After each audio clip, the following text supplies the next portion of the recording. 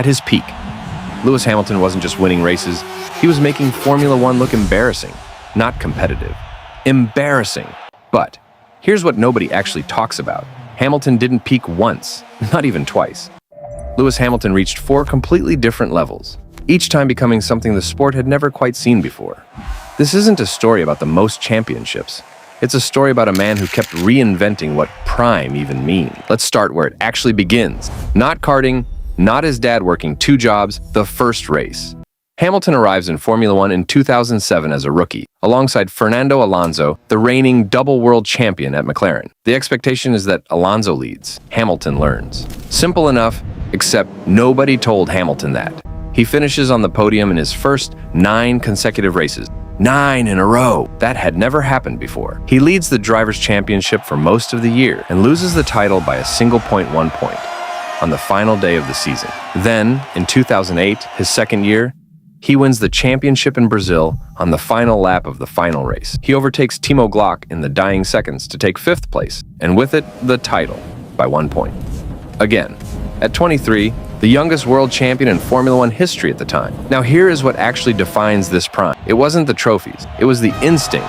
Hamilton in 2007 and 2008 was operating on pure, feel a natural relationship with the car that no rookie should have. His tire management, his car control in the wet, the ability to find lap time in places where his car simply didn't have it on paper. The problem?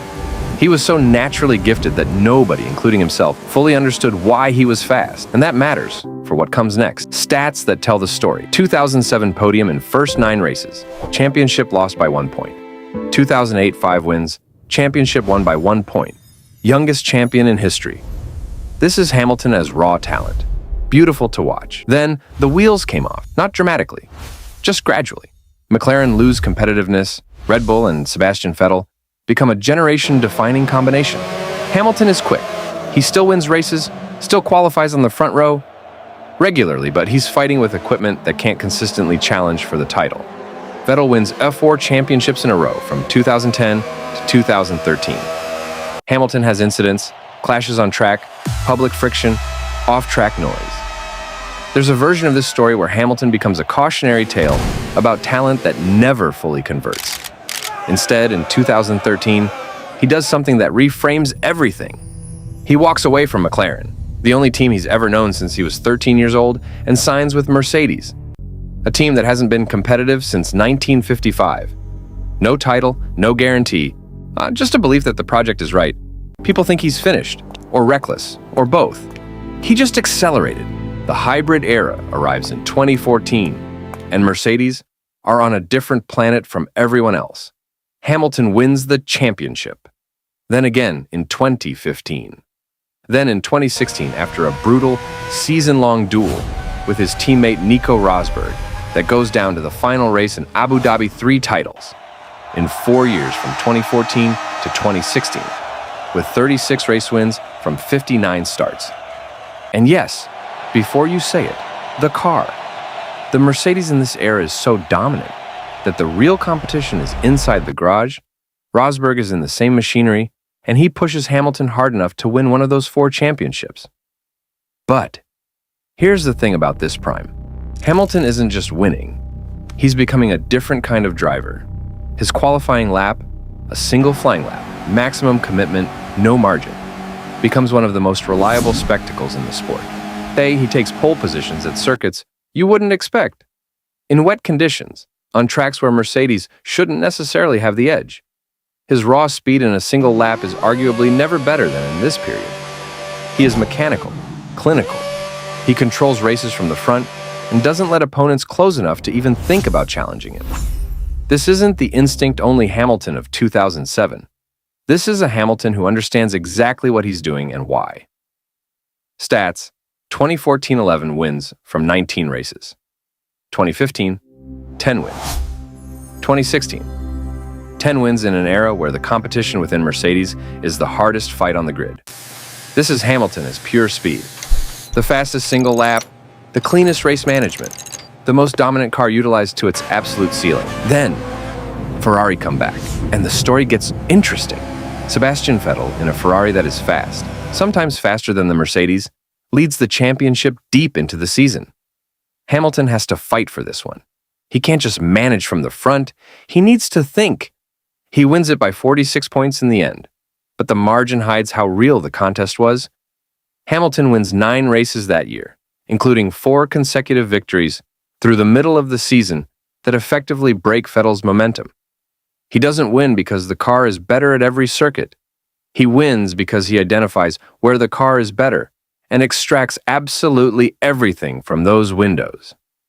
Then, 2018. The closest championship battle of the hybrid era. Vettel leads for much of the first half of the season. He is fast, aggressive, and hungry. And then he starts making mistakes. Hockenheim in the rain, Monza, a string of errors under pressure that Hamilton simply doesn't make. Hamilton wins 9 races, 408 points, a 5th world championship. But here's what the numbers don't show. In 2018, Hamilton is managing a season the way a chess player manages a game. He is not always fastest in qualifying. He does not always race for the win when the win isn't the right call.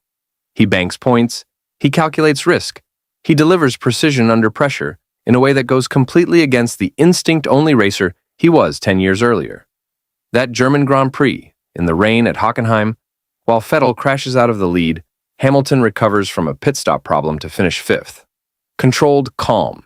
5 points where most drivers get 0. Those 5 points end up mattering. This is a different Hamilton from 2007. From 2014, this one thinks the sport like a tactician. Stats: 2017, 9 wins, championed by 46 points in a genuine 2-team fight. 2018, 9 wins, 5th title, 0 major on-track errors in a season where Vettel made several. This is Hamilton as complete racing driver. Speed, strategy, patience, and composure locked into one, and then he somehow gets better. Hamilton wins 11 races from 21 starts. He wins the championship by 87 points over his teammate Bottas. The gap is enormous, but the context matters. Red Bull are faster at certain circuits that year. Verstappen is already winning races. Ferrari take pole positions. The Mercedes is not the runaway package it was in 2015. Hamilton wins anyway. His Bahrain Grand Prix that season is the quiet masterclass. 57 laps of tire management under pressure with 0 errors. His German Grand Prix recovery, from the back of the field after a safety car gamble, to finish on the podium, is the kind of performance that only happens when everything, instinct, strategy, fitness, composure, is operating at maximum simultaneously. He wins a 6th championship, equal to Michael Schumacher's all-time record. Then comes 2020. The season is shortened by the pandemic to 14 races. Hamilton wins 11 of them, 11 from 14. That number sits differently when you look at what surrounds it. Mercedes are still the best team, but the gaps are narrowing. Red Bull are fast. Racing points surprise everyone. The field is genuinely closer than the early hybrid years. And Hamilton, at 35 years old, produces the most dominant championship performance of his entire career. He breaks Schumacher's record for most race wins. He breaks the record for most pole positions. He finishes 124 points ahead of Bottas. Beyond the numbers, and this is the part that gets forgotten in the stats conversation, Hamilton spends this season as Formula One's loudest and most visible voice on racial inequality. He races in a sport and paddock that has historically had almost nothing to say on the subject, and he forces the conversation while also being statistically untouchable on track. The mental load that carries, the scrutiny, the pressure from both directions. He absorbs it and turns in the best championship of his life. At 35, ancient in racing terms. 2019, 11 wins, championed by 87 points. 2020, 11 wins from 14 races, 7th title, all-time records for wins and poles broken. This is Hamilton as the finished product. Every previous prime compounded into one. So, what's the actual answer? Here's where it gets honest, because this question deserves an honest answer. The Mercedes in the hybrid era from 2014 to 2020 is dominant. That is true, and it matters. You cannot have the conversation without it. Rosberg drives the same car and wins a championship. Bottas drives the same car and wins 9 races across those years. But Rosberg retires immediately after winning 1 title. Bottas doesn't come close to 7. The car is the instrument. Hamilton is what makes it generational. And in 2021, when Red Bull arrived with machinery that genuinely matches Mercedes race for race, Hamilton loses the championship on the final lap of the final race in the most controversial finish the sport has ever seen. He's 36, in a fair fight for the first time in years, and he's still right there. That tells you something. That isn't a driver sustained by equipment. That is a driver who was using the equipment as a multiplier on something already extraordinary. Hamilton didn't have one prime. He evolved through 4 of them. 2007 to 2008. Pure instinct, a natural who makes the impossible look obvious.